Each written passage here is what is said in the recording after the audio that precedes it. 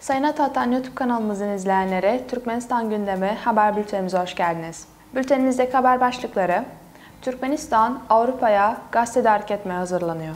Dragon Oil, Türkmenistan'a 8 milyar dolar yatırım yapacak.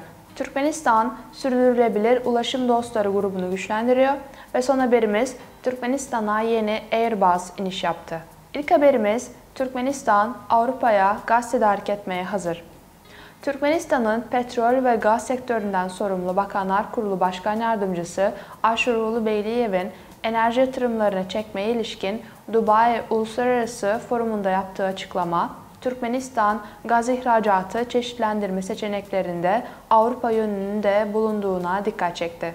Uluslararası Forum'un oturum moderatörü S&P Global Commodity Insights Orta Doğu ve Afrika analisti Claire Goddard, Bakanlar Kurulu Başkan Yardımcısından Türkmenistan ile yatırım işbirliği olanaklarını sordu. Beyliyev, Türkmen gazını Avrupa'ya taşıma projesinin ihracat çeşitlendirme stratejisinin bir parçası olarak Türkmenistan'ın gündeminde olduğunu söyledi. Kendisinin sözlerinden de anlaşıldığı gibi enerji kaynaklarının Türkmenistan'dan AB'ye taşınması için çeşitli seçenekler şu anda değerlendirilmekte. Beyliyev, Avrupa yönüyle ilgili olarak onu potansiyel bir tüketici olarak görüyoruz dedi. Sıradaki haberimiz, Dragon Oil, Türkmenistan'a 8 milyar dolar yatırım yapacak. Birleşik Arap Emirlikleri'nin Dragon Oil şirketi önümüzdeki 15 yıl içinde Türkmenistan'daki projelere en az 8 milyar dolar yatırım yapmayı planlıyor. Dubai Yürütme Konseyi Başkan Yardımcısı Ahmet bin Said Al Maktoum, Dubai'de düzenlenen Türkmenistan petrol ve gaz endüstrisine yabancı yatırımları çekmeye ilişkin uluslararası forumdaki konuşmasında ifade etti. Al Maktoum, 23 yıldan fazla ortak çalışma için Dragon Oil, Türkmenistan'daki petrol sahalarını geliştirme projesine 8 milyar doların üzerinde yatırım yaptı ve önümüzdeki 15 yıl içinde en az aynı miktarda yatırım yapmaya hazır dedi. Arap iş dünyasının en aktif olabileceği alanlardan biri olan Maktoum, Birleşmiş Arap Emirlikleri'nin güneş, diğer alternatif enerji alanındaki büyük deneyimine dikkat çekerek enerji sektörünün dönüşümü ve Türkmenistan hükümetinin yenilenebilir enerji kaynaklarına geçiş girişimine destek vermeye hazır olduklarını ifade etti. Üçüncü haberimiz, Türkmenistan Sürdürülebilir Ulaşım Dostları grubunu güçlendiriyor. Türkmenistan'ın Birleşmiş Milletler Daimi Temsilciliği, Sürdürülebilir Ulaşım Dostları grubunun 3. toplantısına 10 Mayıs 2023 tarihinde sanal bir platform üzerinden ev sahipliği yapacak.